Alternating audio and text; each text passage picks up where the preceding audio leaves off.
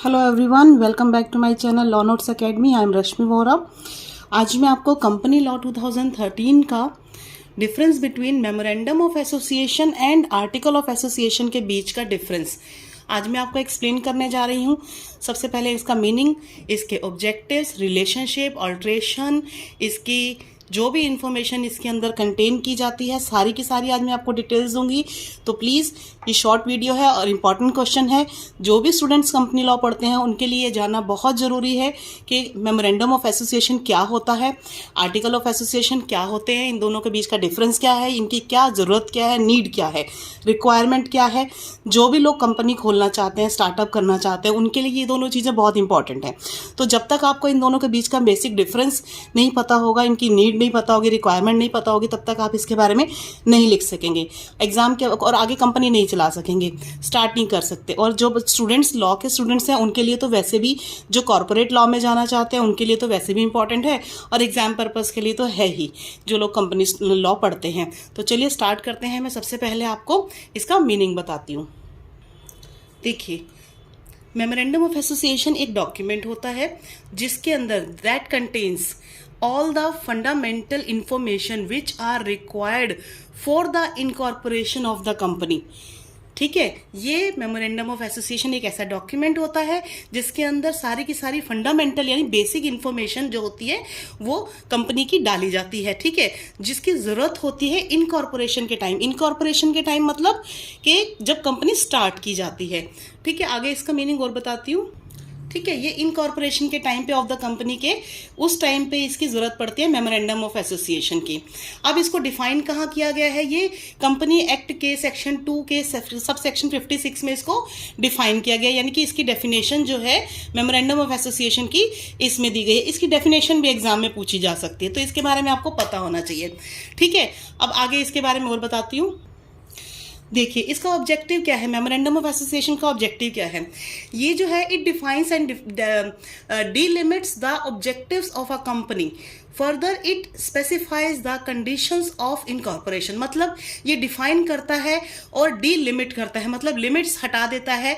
जो भी ऑब्जेक्टिव्स होते हैं कंपनी के, जो भी पर्सन अपनी कंपनी खोलना चाहते हैं, न्यू कंपनी स्टार्ट करना चाहते हैं, तो उसके अंदर इसके अंदर ऑब्जेक्टिव्स लिखे जाते हैं और ये स्पेसिफाई करता है कि क्या क्या कंडीशंस होंगी इनकॉर्पोरेशन के टाइम पे। ठीक है भाई, कंपनी स्टार्ट करते टाइम पे आपको क्या क्या स्पेसिफिकेशंस देनी है, कंडीशंस क्या क्या रखनी है आपको। फिर उसके बाद इसमें है रिलेशनशिप्स बताता है। अभी मैं आपको सारा मेमोरेंडम ऑफ एसोसिएशन बता रही, फिर आर्टिकल ऑफ एसोसिएशन बताऊंगी। ध्यान से सुनिएगा, आपको लिखना है तो आप लिख सकते हैं क्योंकि ये एग्जाम पर्पज के लिए बहुत इंपॉर्टेंट है। नेक्स्ट है रिलेशनशिप। ये डिफाइन करता है relationship of the company with the outside world, यानी कंपनी का दूसरे आउटसाइड वर्ल्ड का मतलब होता है बाहर जिनके साथ भी उसको डील करनी है, लोगों के साथ, कंपनीज के साथ में, दूसरी कंपनीज के साथ में बिजनेस करने के लिए, तो उसका रिलेशनशिप क्या होगा, कैसा होगा, उससे रूल्स एंड रेगुलेशंस जो होंगे वो डिफाइन किए जाएंगे इसके अंदर। ठीक है, तो ये रिलेशनशिप का एक पॉइंट आप डाल सकते हैं। नेक्स्ट इसके अंदर मैं बताती हूँ ऑल्ट्रेशंस। ठीक है, इट कैन बी ऑल्टर्ड। देखिए,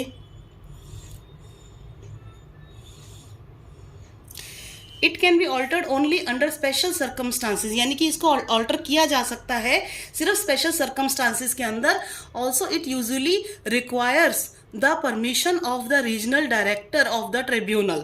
ठीक है, वैसे तो मेमोरेंडम ऑफ एसोसिएशन के अंदर कोई चेंजेस या ऑल्ट्रेशन या अमेंडमेंट्स नहीं की जाती हैं, लेकिन सिर्फ स्पेशल सर्कमस्टांसिस के अंदर ही की जा सकती हैं, वो भी परमिशन लेके रीजनल डायरेक्टर ट्रिब्यूनल की। ट्रिब्यूनल होते हैं कंपनी लॉ ट्रिब्यूनल्स जो होते हैं। ठीक है, कंपनी लॉ के लिए ट्रिब्यूनल बने होते हैं जहाँ पे कंपनी के केसेस आते हैं, तो वहाँ के ट्रिब्यूनल से ही के रीजनल डायरेक्टर से परमिशन लेने के बाद ही आप मेमोरेंडम ऑफ एसोसिएशन के अंदर ऑल्ट्रेशंस कर सकते हैं। नेक्स्ट है अल्ट्रा वायर्स।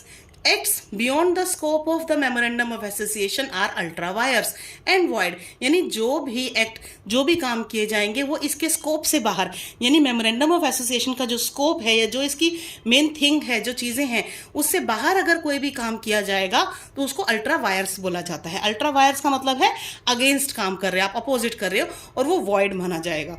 वॉइड मतलब इलीगल। ठीक है, वॉइड के पढ़ा होगा आपने कि वैलिड नहीं है जो चीज़, ठीक है, वो मानी नहीं जाएगी।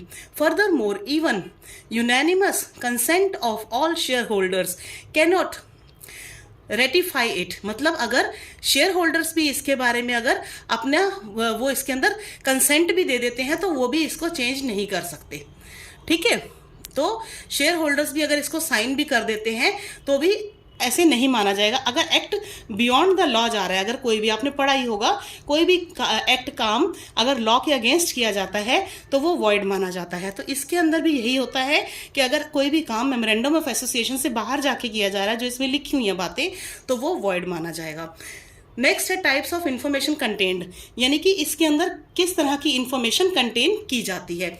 तो वो लिखा है कि ऑब्जेक्ट्स ऑफ द कंपनी, यानी कि कंपनी के ऑब्जेक्ट क्या हैं वो इसके अंदर लिखे जाते हैं कि कंपनी क्यों बनाई गई है, ऑब्जेक्ट क्या है कंपनी का, क्या पर्पस है काम करने का। भाई इसमें ट्रस्ट का है, नॉन प्रॉफिट कंपनी है, ऑर्गेनाइजेशन है, लिमिटेड है या प्राइवेट लिमिटेड है, पब्लिक लिमिटेड है, क्या पर्पस है उसका, ऑब्जेक्ट क्या है।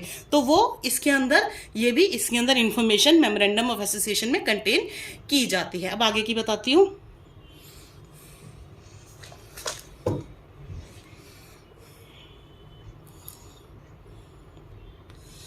देखिए, आर्टिकल ऑफ एसोसिएशन जो होता है वो होता है ये इसका सबसे पहले आपको इसका मीनिंग बता देती हूँ मैं, ये लास्ट में लिखा है point wise. Article of association एक ऐसा डॉक्यूमेंट होता है जो कंटेन करता है all the rules and regulations. जैसे आपने मेमोरेंडम के अंदर पढ़ा था कि इसके अंदर फंडामेंटल इंफॉर्मेशन होती है, लेकिन सारे रूल्स एंड रेगुलेशंस जो होती हैं वो आर्टिकल ऑफ एसोसिएशन के अंदर होती हैं। ठीक है, और ये जो है गवर्न करता है कंपनी को, रूल्स एंड रेगुलेशंस होती हैं और ये कंपनी को गवर्न करता है। सेकंड है, ये डिफाइन किया गया है सेक्शन 2 सबसेक्शन 5 के अंदर, कंपनी लॉ के अंदर डिफाइन किया गया है। ठीक है, इसका स्टेटस क्या है, it is subordinate to the memorandum, यानी जो मेमोरेंडम ऑफ एसोसिएशन है ये उसका सबॉर्डिनेट है। Memorandum of association company act का सबॉर्डिनेट है और जो आर्टिकल ऑफ एसोसिएशन है वो मेमोरेंडम ऑफ एसोसिएशन का सबॉर्डिनेट है। ठीक है, उसके बाद में आता है ये। उसके बाद अगला पॉइंट बताती हूँ। इसका ऑब्जेक्टिव है आर्टिकल ऑफ एसोसिएशन का कि ये ले डाउन करता है सारे rules and regulations for the internal management of the company, यानी कि कंपनी का इंटरनल मैनेजमेंट कैसा होगा, मैनेज कौन करेगा, डायरेक्टर्स कौन होंगे, कौन कितने टेन्योर के लिए आएगा, किसकी कितनी सैलरी होगी, कितने लोगों का अपॉइंटमेंट किया जाएगा। तो वो इंटरनल मैनेजमेंट जो होता है वो सारे के सारे आर्टिकल ऑफ एसोसिएशन के अंदर लिखे जाते हैं। Hence it is also contains the bylaws of the company, तो ये कंपनी के लॉज भी लिखता है रूल्स एंड रेगुलेशंस के साथ में। ठीक है, नेक्स्ट है रिलेशनशिप, ये डिफाइन करता है, रेगुलेट्स और रेगुलेट करता है, डिफाइन भी करता है, रेगुलेट भी करता है रिलेशनशिप जो है कंपनी का इसके मेंबर्स के साथ में।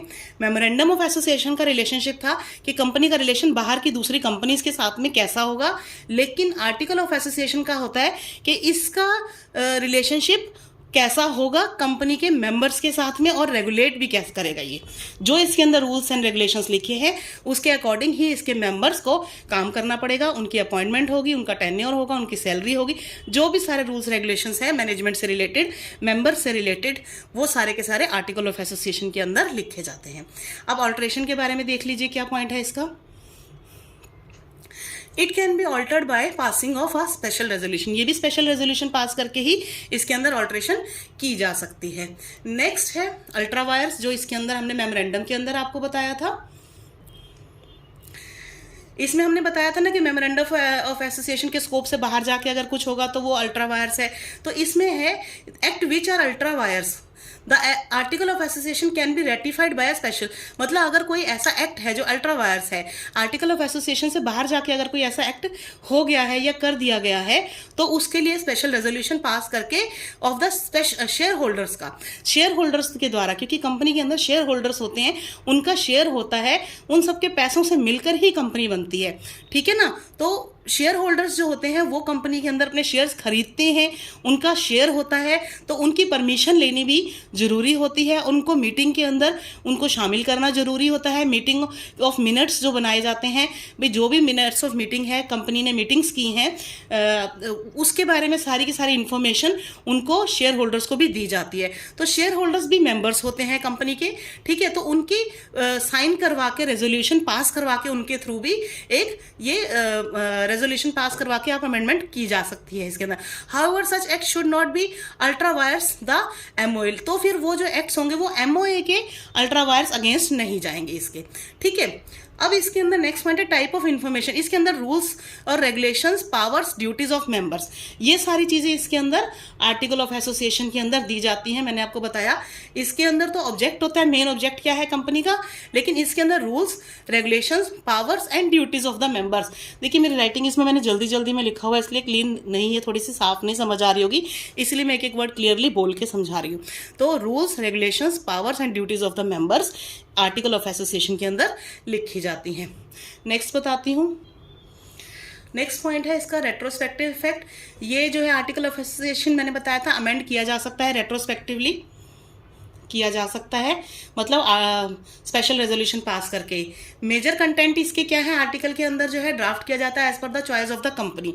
मतलब कंपनी कैसे अपने आप को चलाना चाहती है, तो उसके जो मेंबर्स सारे होते हैं मिलके इसको ड्राफ्ट करते हैं आर्टिकल ऑफ एसोसिएशन को। उस पर सारे मेंबर्स के, डायरेक्टर्स के, सबके शेयर होल्डर्स के साइन होते हैं, ठीक है ना। तो उसी हिसाब से फिर कंपनी चलती है। तो इसमें रूल्स एंड रेगुलेशंस अपने हिसाब से ही बनाए जाते हैं, लेकिन उनको बार बार चेंज नहीं ईजिली किया जा सकता। तो जैसे अगर एक बार रूल्स बन जाते हैं, कंपनी वैसे ही चलती है।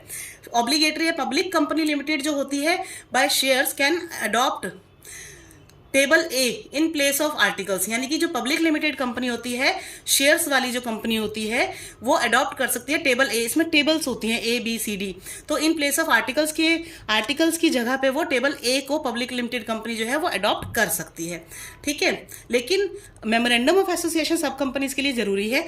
इसके अंदर पब्लिक लिमिटेड कंपनी के लिए टेबल ए को ही चूज किया जा सकता है। कंपलसरी है, नॉट रिक्वायर्ड एट ऑल, जरूरी नहीं है इसके अंदर। मतलब फाइलिंग के टाइम पे, compulsory filing at the time of registration के टाइम पे इसको जरूरी नहीं है कि इसको आर्टिकल ऑफ एसोसिएशन को भी फाइल किया जाए। जैसे मेमोरेंडम ऑफ एसोसिएशन की जरूरत होती है, कंपलसरी होता है फाइल करना, इसके लिए आर्टिकल ऑफ एसोसिएशन के लिए जरूरत नहीं होती है।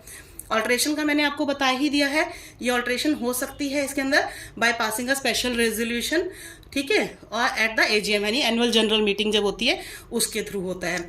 और जो एक्ट इसके अंदर है रेटिफाइड किए जाते हैं बाय जो भी एक्ट जो अगेंस्ट में जाते हैं, acts done beyond the scope, यानी स्कोप से बाहर जाके कोई भी होते हैं। मेमोरेंडम ऑफ एसोसिएशन में तो वॉइड माने जाते हैं, वो बिल्कुल ही इलीगल माने जाते हैं, वॉइड, ठीक है। इसके अंदर जो है वो शेयर होल्डर्स इसके अंदर साइन करके इसको रेटिफाई कर सकते हैं। अब मैं इसका कंक्लूजन बता देती हूँ, जल्दी से सुन लीजिएगा, आपके इंपॉर्टेंट है, आपको आई थिंक समझ आ रहा होगा, आप नोट्स बना लीजिए इसके। कंक्लूजन बताती हूँ, समझ में आ जाएगा आपको। देखिए कंक्लूजन में मेमोरेंडम एंड आर्टिकल्स जो हैं are the two very important documents of the company. ये दोनों ही डॉक्यूमेंट्स जो है कंपनी के लिए बहुत इंपॉर्टेंट होते हैं, which are to be maintained by them, यानी जो कंपनी के द्वारा बनाए जाते हैं as they guide the company. ये कंपनी को गाइड करते हैं ऑन वेरियस मैटर्स पे, क्योंकि कंपनी के अंदर जो भी रूल्स रेगुलेशंस बना दिए जाते हैं, ऑब्जेक्टिव होता है कंपनी का, वो सब पहले ही मेंशन कर दिए जाते हैं मेमोरेंडम और आर्टिकल के अंदर, ठीक है। तो उसके अकॉर्डिंग ही कंपनी को गाइड किया जाता है और कंपनी उसी हिसाब से काम करती है। They also help in proper management and functioning of the company, जो अभी मैंने आपको बताया, थ्रू इट्स लाइफ, मतलब पूरी लाइफ उसी हिसाब से मैनेजमेंट और फंक्शनिंग इसकी की जाती है कंपनी की। And that is why every company is required, इसीलिए जरूरत होती है to have its own memorandum and articles. इसीलिए जरूरत होती है कि हर कंपनी का अपना memorandum of association and article of association होना बहुत जरूरी है। तो ये था आज का वीडियो, आपको आई थिंक समझ में आ गया होगा दोनों के बीच का डिफरेंस, मेमोरेंडम ऑफ एसोसिएशन और आर्टिकल ऑफ एसोसिएशन। ये कंपनी लॉ 2013 का मैंने बहुत इंपॉर्टेंट डिफरेंस बताया है। आई होप आपको पसंद आया होगा, और मेरे चैनल पे नए हैं तो सब्सक्राइब कर दीजिए, वीडियो पसंद आया तो लाइक और कमेंट जरूर कीजिए। Thank you so much, have a nice day, take care, bye bye.